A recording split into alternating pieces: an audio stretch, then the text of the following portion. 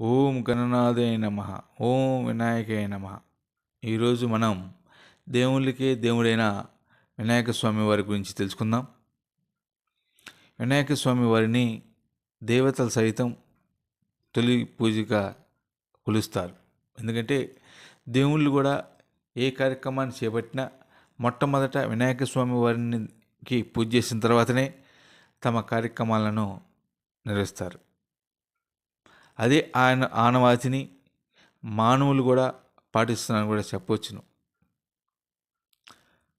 ప్రపంచవ్యాప్తంగా ఉన్న మానవ సమాజం కూడా మొట్టమొదట ఏ శుభ కార్యక్రమాన్ని నిర్వహించినా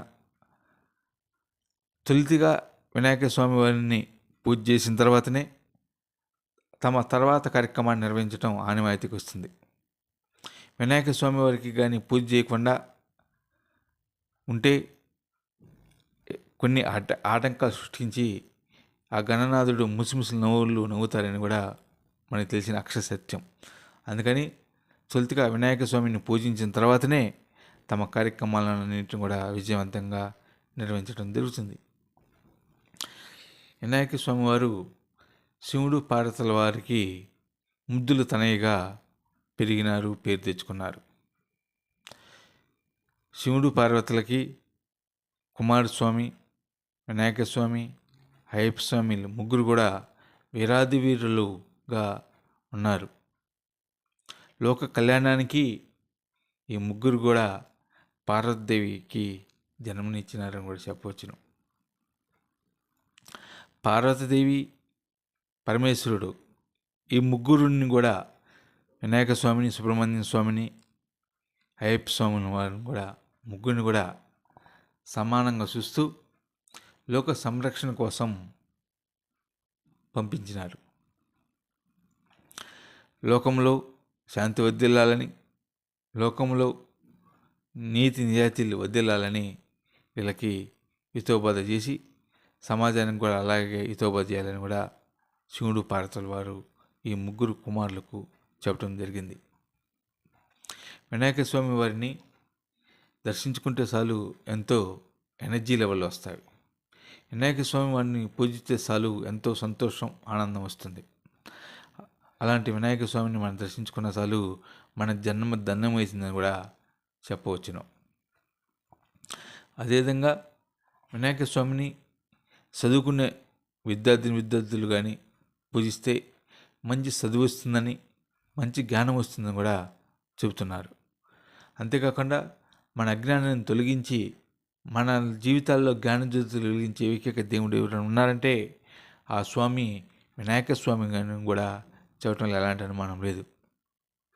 వినాయక స్వామి వారికి మంచి బలమున్న స్వామి కాబట్టి ఆయన పూజిస్తే మనకు కూడా అంతే బలం వస్తుందని చెప్తారు. అందుకనే వినాయక స్వామిని లంబోదరుడు అని కూడా అంటారు.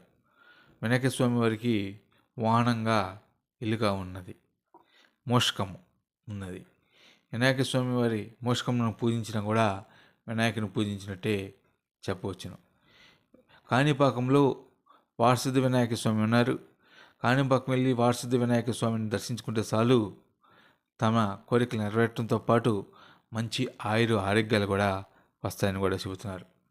వినాయక స్వామిని పూజిస్తే చాలు మనకెంత ఫలం వస్తుందో వినాయక స్వామిని మనసులో స్మరించిన చాలు అంతకంటే ఎక్కువ పుణ్య ఫలం వస్తుందని కూడా చెప్పవచ్చును. వినాయక స్వామి వారికి పూజ చేస్తే ఎలాంటి ఆటంకాలు ఎవరో, అదేవిధంగా వినాయక స్వామి వారికి పూజతో పాటు అతన్ని స్మరించిన కూడా అంతకంటే మనకి మంచి మేలు ప్రయోజనం చేకూరుతుందని కూడా చెప్పవచ్చును. వినాయక స్వామి వారి అద్భుత శక్తి కలదు. వినాయక స్వామి వారు అన్ని కార్యక్రమాలు చూస్తుంటారు, ఏది మంచో ఏది చెడు. మనం కానీ మంచి చేస్తే మంచి ఇస్తాడు, చెడు చేస్తే అంతకంటే ఎక్కువగా మనం చెడు ఇస్తాడు వినాయక స్వామి వారు. అందుకని వినాయక స్వామి వారికి చాలా భక్తితో, ఓర్పుతో, సహనంతో మనం కానీ పూజ చేస్తే మనకి సకల వగ్గాలు కలుగుతాయి. వినాయక స్వామి వారికి ఇష్టమైన పత్రితో పాటు పిండి వంటలు పెట్టి వినాయక చవితిని ఘనంగా నిర్వహించుకున్నప్పుడు కానీ, లేదా వినాయక గుళ్ళోకి వెళ్ళి కానీ, వినాయక పటం ముందు కానీ మనం పూజ కానీ చేస్తే మనకి దశ తిరుగుతుంది, మన జీవితం మారిపోతుందని చెప్పవచ్చును. వినాయక స్వామి వారికి చదువుకునే పిల్లలు కానీ లేకపోతే ఉద్యోగస్తులు కానీ ఎవరైనా సరే పాఠ్య బుక్కులు అంటే పుస్తకాలు ముందుంచి వినాయక స్వామి వారిని అభ్యసిస్తే మంచి జ్ఞానాన్ని మంచి చదువుని ఇస్తారని కూడా చెప్పవచ్చును. అలాంటి వినాయక స్వామి వారు మనకి మంచి జ్ఞానాన్ని ఇవ్వాలని, మంచి ధైర్యాన్ని ఇవ్వాలని కూడా కోరుకుందాం.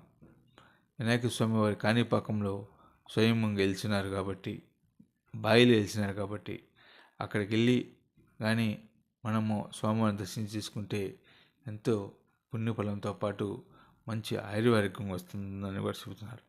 అంతేకాకుండా వారసిద్ధి వినాయక స్వామి వారిని కానీ దర్శించుకుంటే మన పూర్వజన్మ సుకృతం కూడా అన్నట్టు కూడా చెబుతున్నారు. కోటి పాపాలు కూడా స్వామివారి సన్నిధిలో పోతాయి కాబట్టి మనము మళ్ళీ శుచితమవుతాము, మనం మంచి మార్గంలో పోతాము, ఎలాంటి పాప పనులు చేయము. కాబట్టి ప్రతి ఒక్క భక్తులు కూడా కాణిపాకం వెళ్ళి వారసిద్ధి వినాయక స్వామిని దర్శించుకొని స్వామివారి ఆశీర్వాదం పొంది మంచి జ్ఞానాన్ని పొందాలని కూడా మనస్ఫూర్తిగా కోరుకుందాం. ఓం నమో గణపతయే నమః. ఓం వినాయకాయ నమః.